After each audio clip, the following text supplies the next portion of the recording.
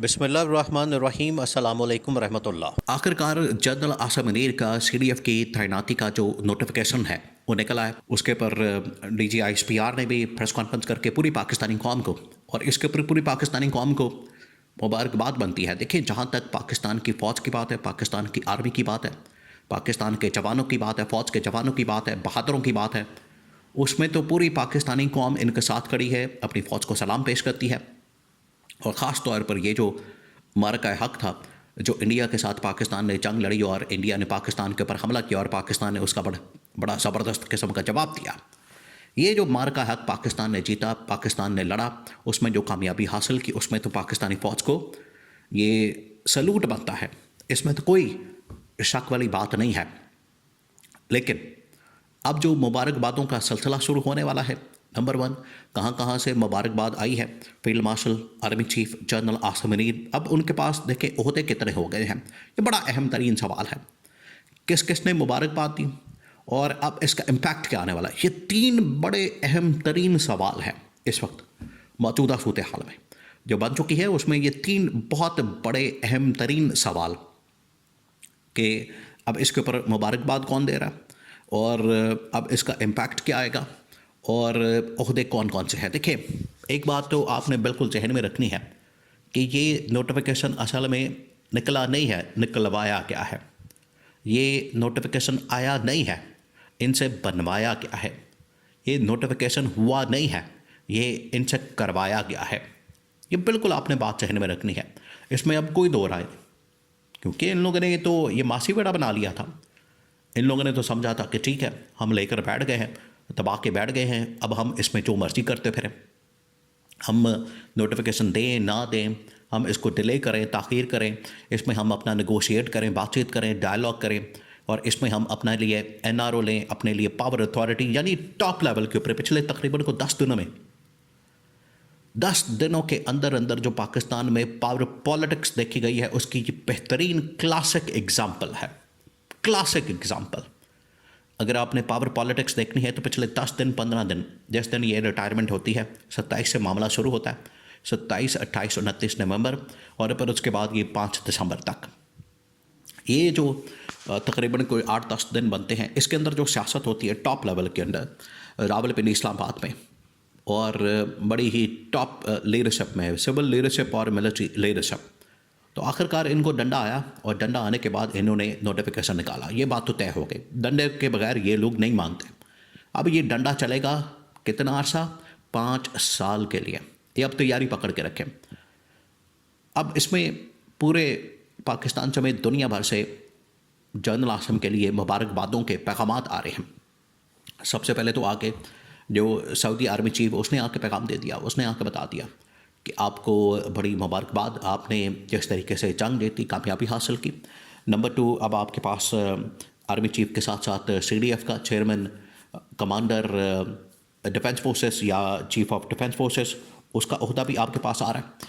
तो जहाँ पर मोहम्मद बिन सलमान ने सबसे पहले मुबारकबाद भेजी अपने आर्मी चीफ के ज़रिए से, अपने कमांडर के ज़रिए से, और उसके बाद अब दुनिया भर से पैगामात तमाम की तमाम सरबराहान ममलिकत की जानिब से या उनकी जो आर्मी है, मुख्तलिफ ममालिक की जो अफवाज है, उनके सरबराहान की जानिब से जो पैगाम है वो अब जनरल आसिम के लिए आना शुरू हो गया है। ये है नंबर 1 मामला। नंबर 2, अब ये कितने अरसे के लिए आर्मी चीफ बने हैं और सीडीएफ बने हैं, ये देखिए, एक बात तो तय थी, आपको पहले दिन से बता रहे कि ना सिर्फ इनको सीडीएफ के लिए, चीफ ऑफ डिफेंस फोर्सेस के लिए नोटिफिकेशन चाहिए, बल्कि इनको आर्मी चीफ का भी नोटिफिकेशन चाहिए। ये 2 नोटिफिकेशन हैं, क्योंकि इन्होंने जो टेन्योर कर दिया था 5 साल का आर्मी चीफ का, उसके अंदर ये बात बिल्कुल वाज़ेह थी कि 2022 में जो अपॉइंटमेंट हुई है उसके ऊपर ये तरमीम जो की गई, 26वीं तरमीम, जिसमें टेन्योर पोस्ट 5 साल के लिए कर दिया गया,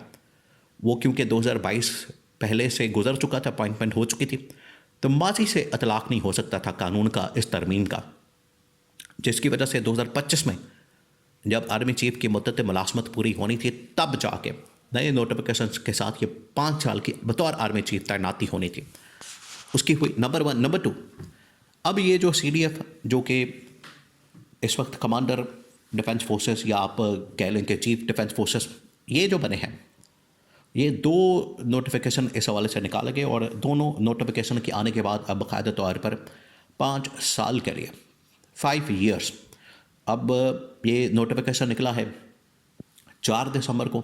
4 दिसंबर 2025 से लेकर 4 दिसंबर 2030 तक ये 5 साल की मुकम्मल एक टेन्योर बन गया है और 5 साल अब ये मामला इसी तरह से चलेगा। अब इन्होंने क्योंकि स्टार्ट ही इस बात से किया है, इन्होंने लड़ाई डाल दी, पंगा डाल दिया, नोटिफिकेशन के ऊपर रौला डाल दिया, ये ताख़ीर करने लगे, डिले करने लगे, डिलेइंग टैक्टिक्स इसमें इन्होंने बार्गेन की। अब ये हफ्ते 10 दिन ठीक है, मुश्किल वक्त था, लेकिन अगले 5 साल अब इनके लिए मुश्किल होंगे। तो इसके ऊपर पीटीआई को सिर्फ पैगाम नहीं मिला, ये पीटीआई के लिए ये मसला नहीं बनेगा। ये असल में जो मसला बनने जा रहा है ये नून लीग के लिए और पीपल्स पार्टी के लिए बनने जा रहा है। पीपल्स पार्टी तो खैर पहले ही फारग हो गई, पीपल्स पार्टी तो पहले ही बिल्कुल मंजर से आउट हो गई, उनको तो निकाल दिया गया। और जब सिंपल मेजॉरिटी मिल गई नून लीग वालों को, गवर्नमेंट को, तो पीपल्स पार्टी को बीच में से निकाल दिया गया, आउट कर दिया गया। तो पीपल्स पार्टी तो पहले ही फारग हो गई। नंबर 2, अब नून लीग के पास जो सिंपल मेजॉरिटी है, लेकिन उन्होंने ये जो हरकत की, इस हरकत के बाद इस चालाकी साजिश और इनकी जो पूरी एक कॉन्स्पिरेसी थी, इसके बाद जो अब इनकी पोजीशन है, जो अब इनकी हैसियत है, वो बिल्कुल फारग हो गई।